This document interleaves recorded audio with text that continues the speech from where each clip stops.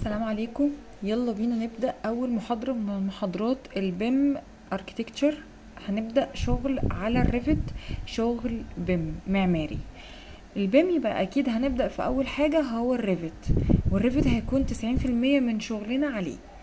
طيب أنا مسطبة نسخة 2020، تقدروا تسطبوا أي نسخة، مفيش اختلافات كبيرة.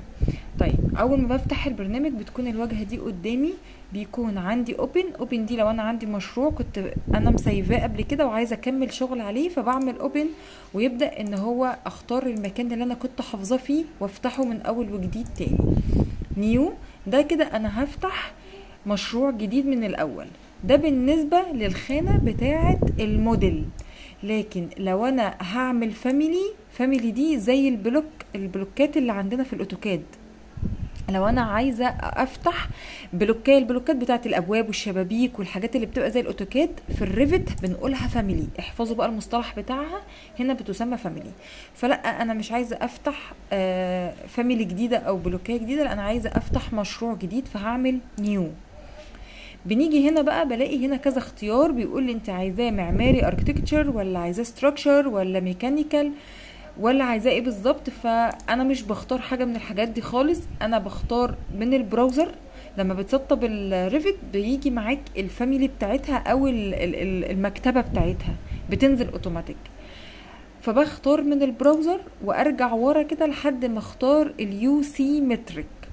ايه الفرق ما بين اليو سي متريك واليو سي امبريال؟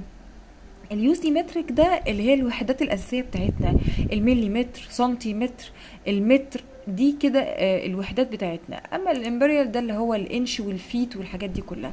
فلا احنا بنشتغل بالمترك عادي، فانا هقول له لا انا عايزه في اليو سي مترك عشان اشتغل بالمتريات زي ما احنا اتفقنا، وبختار ديفولت مترك. تمام، واقول له اوبن.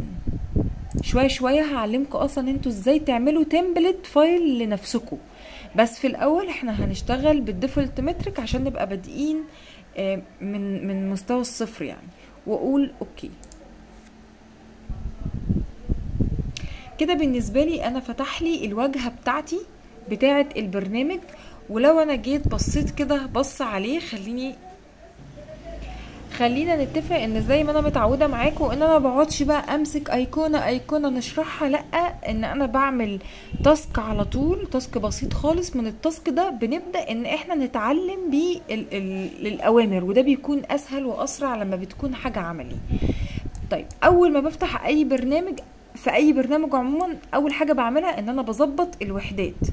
طيب انا بظبط الوحدات ازاي؟ بيكون الاختصار بتاعها يو ان، اختصار يونت، يو ان. طيب انا مش عارفه ان انا مش فاكره الاختصار بتاعها، نسيته. اجيبه منين؟ من هنا بروح عند قائمه مانج، اكتب معايا مانج، وباجي هنا عند الايقونه دي اللي فيها صفرين، وبلاقي اول ما اقف عليها بيجيلي بروجكت يونت. اول ما اضغط عليها بتفتح لي، وممكن تحفظ على طول الاختصار اللي هو يو ان من غير اي مسافه، يو ان على طول. اول ما بفتحها بيجيلي ان هو اللينس عندي شغال بالمليمتر، والاريا بالمتر مربع، الفوليوم متر مكعب، وهكذا. فانا هشتغل باللينس مليمتر عادي. طب انا مش عايزاه بالملي، لا انا عايزاه بالمتر. عندك اهو المتر، وعندك السنتيمتر، وعندك كل الوحدات. لا انا بحب اشتغل بالمليمتر. هنا عندك بقى الديسيمال، انت عايز كام علامه عشريه تظهر لك، فممكن ما تظهرش ولا علامه، ممكن علامتين يعني رقمين عشريين او رقم عشري واحد، او لا انا مش عايزه ولا رقم عشري. طيب بيقول لي انت عايز جنب الرقم يظهر لك المليمتر ويظهر لك المتر ولا لا. فلو انت عايز يظهر جنبيه مثلا حيطه 300 مليمتر، فهيظهر جنبها ام. طب لا انا مش عايزه يظهر جنبها، لان اوريدي انا ببقى كاتبه في الخرطوشه او في اللوحه بيبقى مكتوب الدايمنشنز بتاعت اللوحه كامله، احنا ماشيين بانهي دايمنشن، فمش مستاهله ان انا كل رقم اكتب جنبيه ملي او مليمتر او سنتيمتر عشان ما تبقاش الدنيا زحمه. فبقول له نون، بقول اوكي. الاريا عندي عايزاها متر مربع، لا انا عايزاها مثلا بالمليمتر مربع.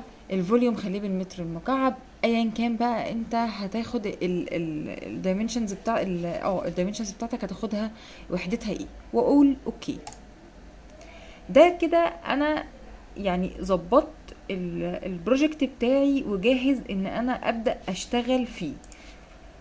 طبق الموضوع دوت وافتح البروجكت بتاعك، ويلا بينا نخش على الخطوه اللي بعد كده.